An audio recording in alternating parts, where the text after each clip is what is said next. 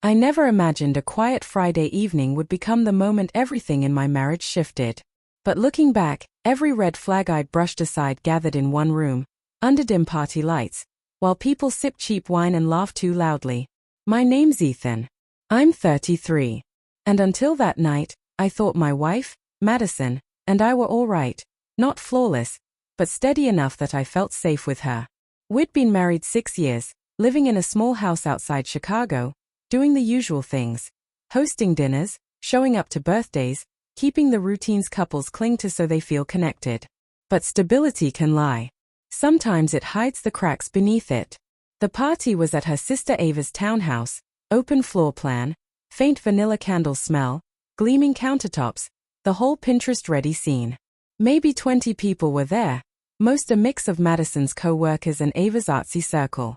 I hung around the kitchen, drink in hand, keeping to myself. Madison, on the other hand, glowed in these environments, loud, animated, acting carefree. But that night, something felt off.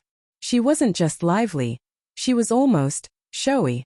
I didn't think much of it until she lifted her glass and called out, loudly, "Hey, someone should ask Ethan how he feels about opening our marriage." The whole room burst into nosy, drunken laughter. My stomach dropped. She shot me an exaggerated grin, the kind meant to say relax, it's a joke. But her eyes didn't match her smile. There was no softness there, only entertainment at my expense. I forced a laugh. Right. Hilarious. But the humiliation stung like a slap that never touched my skin. Someone by the stereo shouted, "Damn, Ethan, you better watch your back." Madison laughed harder, too hard. Like embarrassing me was the highlight of her night. I tried to shake it off, tried to breathe normally, tried to pretend she was just tipsy, but something in me tightened. She floated around the room afterward, never looking in my direction. And somehow, the longer she ignored me, the heavier the air felt. Ava, her younger sister, stayed closer. She and I had always gotten along in a distant, polite way. She was quieter than Madison, more grounded, 3 years younger than me, and she had this uncanny ability to read people without prying. Near the end of the night, she approached me with a glass of wine she hadn't touched. "You okay?" she asked softly. "Yeah," I lied. "Just tired." She didn't buy it. She studied my face like she could see the truth written under my skin. "She shouldn't have said that," she murmured. "It wasn't a joke." My chest sank. "You think she meant it?" Ava exhaled slowly. "I think she wanted to watch your reaction, and I think she enjoyed the attention it got." I clenched my jaw. Sure felt like it. Guests trickled out, the music quieted, and the night thinned. Madison was still laughing with 2 guys by the balcony, oblivious. Ava set her glass down and looked at me again, longer this time. Something unreadable flickered in her expression. Concern, maybe resentment, maybe something else. When the last person left, Madison finally stumbled over, flushed and buzzing. "You didn't laugh enough tonight," she teased. "You're too serious. Loosen up." I didn't answer. I didn't trust myself to. She shrugged and went upstairs to get her purse. A moment later, Ava stepped closer, her voice barely a whisper. "You don't deserve how she treats you." Before I could react, she leaned in and kissed me. Soft, sure, intentional.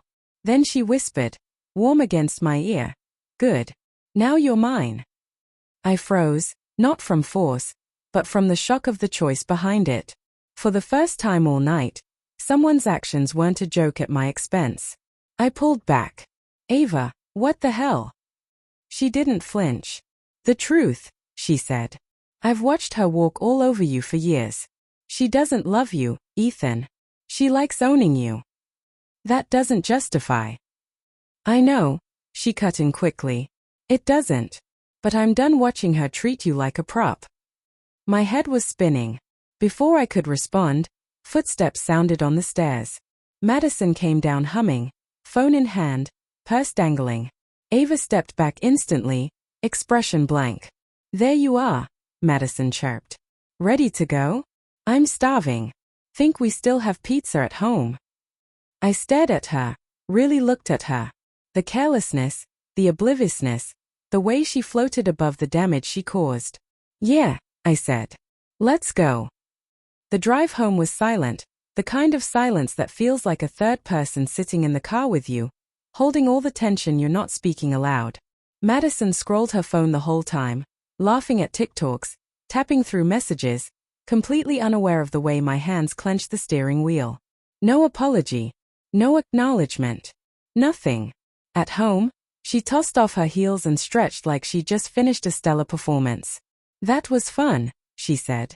Ava throws great parties. I watched her from the doorway, wondering if I felt more angry or simply empty. Madison, I finally said. Why'd you make that joke? She blinked. What joke? You know which one. She rolled her eyes. Oh, that? It was nothing. Everyone laughed. Yeah, I answered quietly. Everyone except me. You're too sensitive, she said.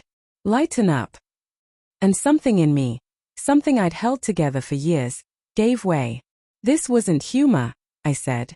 It was disrespect. She crossed her arms. So what? Now you're mad? You're being dramatic. Dramatic. Sensitive. Overreacting. The word she used every time she didn't want to take responsibility. I didn't argue. I didn't defend myself. I just walked past her and sat alone in the dark living room. Minutes or maybe an hour passed. Time blurred. Madison appeared in the doorway. If you're going to sulk, I'm going to bed. Good night, I said. She scoffed and left. I sat in the quiet, the fridge humming softly, my mind spiraling. My skin still remembered where Ava had touched me. Her words replayed. She doesn't love you. She likes owning you. You don't deserve how she treats you. 4 years, I'd convinced myself Madison's sharpness was just humor. That her distance was stress. That her lack of affection was temporary. But the truth was simpler and crueler. She'd stopped valuing me long ago. And someone else had finally noticed the pieces she was breaking in me. I didn't know what would happen the next day. Whether I'd confess, confront, withdraw, or something worse. But I did know this. The marriage I thought I was in ended at that party. And Madison was the one who ended it. I never imagined a quiet Friday night would end up exposing every crack in my marriage. But looking back now, it feels like all the signs I had ignored for years gathered in one place. Under dim party lights, surrounded by tipsy laughter and dollar store wine. My name is Ethan. I'm 33. And until that night, I genuinely believed my wife, Madison, and I were fine. Not flawless, no relationship is, but steady enough that I didn't lose sleep over us. 6 years married, a small home outside Chicago, birthdays, dinner with friends, the usual routines couples rely on to feel connected. But stability deceives. Sometimes it's just a rug thrown over rotting floorboards. The gathering was at her sister Ava's townhouse. One of those modern open-floor places that always smells like vanilla candles and countertops wiped an hour ago. About 20 people floated around, most from Madison's job or Ava's circle of creative friends. I stayed near the kitchen island, sipping my drink, doing what I usually did at these things, existing quietly on the sidelines. Madison, meanwhile, lived for this type of environment. She was loud, playful, theatrical even. But something about her energy that night seemed off. Too loose. Too exaggerated. Almost like she was performing. I didn't think much of it until she lifted her glass and called out across the room, loud enough for every conversation to stop. Hey, somebody ask Ethan how he'd feel about opening our marriage. Everything inside me dropped. The room erupted. Snorting, messy laughter. People leaning in as if waiting for gossip to break out. Madison shot me a big overdone smile meant to say relax. It's a joke. Except her eyes had none of the softness a joke requires. I forced a smile anyway. Yeah, hilarious, I said, though it felt like she'd slapped me in front of 20 witnesses. Someone near the stereo chimed in. Careful, Ethan. Better keep your game up. Madison laughed even harder, too hard, like my humiliation was the highlight of her night. I tried to ignore it. Told myself she was tipsy, careless. But something in me twisted tight and wouldn't unknot. For the rest of the evening, She drifted from group to group without once looking my way. Meanwhile, Ava, her younger sister, stayed closer. Ava wasn't like Madison. Quiet, observant, thoughtful, the kind of person who only speaks when she means it. She was 3 years younger than me, worked as a nurse, and had a way of reading people without prying. Near the end of the night, she approached me, glass of untouched wine in hand. "You okay?" she asked. "Yeah," I said, though she clearly didn't buy it. "She shouldn't have said that," Ava murmured, eyes steady on mine. "Think she meant it?" I asked. Ava let out a slow breath. I think she wanted the reaction. And she liked getting attention from it. I clenched my jaw and nodded. Yeah, that's what it felt like. People began leaving. The music faded. Madison was still by the balcony laughing with 2 guys like nothing was wrong. Ava set her untouched wine on the counter and looked at me again, her expression strangely soft, concern mixed with something else. When the last guest left, Madison finally stumbled over, flushed and cheerful. "You didn't laugh enough tonight," she teased. "You're always so serious. Loosen up." I didn't answer. I didn't trust myself to. She waved it off and headed upstairs to grab her purse. A moment later, Ava stepped closer. Her voice barely audible. "You don't deserve how she treats you." Before I could react, she leaned in and kissed me, gentle but deliberate. Then she whispered in my ear, warm breath sending a shock down my spine. "Great. Now you're mine." I froze, not from the kiss itself, but from the intent behind it. The certainty. The choice. It was the first moment all night that wasn't a joke at my expense. "Ava, what the hell?" I whispered, pulling back. She didn't look away. "The truth," she said quietly. "She's been walking over you for years. She doesn't love you, Ethan. She loves having control. That doesn't justify." "I know," she cut in gently. "I know. But I can't watch her treat you like you don't matter anymore." My pulse was hammering. Everything felt tilted, wrong, unreal. "I'm married," I said. "And she jokes about opening that marriage in front of 20 people. Ava replied, sharp but calm. "Does that sound like someone who respects her husband?" The words hurt because they were true. Before I could respond, footsteps sounded. Madison came downstairs humming, purse in hand, completely oblivious. Ava stepped away instantly, her face sliding back into neutrality. "There you are," Madison chirped. "Let's go. I'm starving. Do we still have pizza at home?"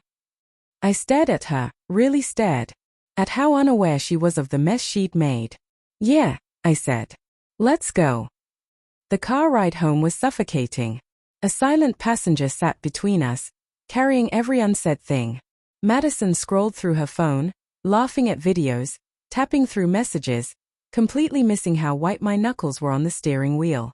No acknowledgement of her joke. No apology. When we got home, she kicked off her heels, stretched dramatically, and said, "That was fun. Ava always throws good parties." I watched her from the doorway, trying to figure out if I was angry, or simply done. "Madison," I finally said. "Why did you say that tonight?" She blinked. "Say what?" "You know what." She rolled her eyes. "Oh my God, it was nothing." Everyone laughed. "Except me," I said quietly. "You're too sensitive," she snapped. "It was a joke. Calm down."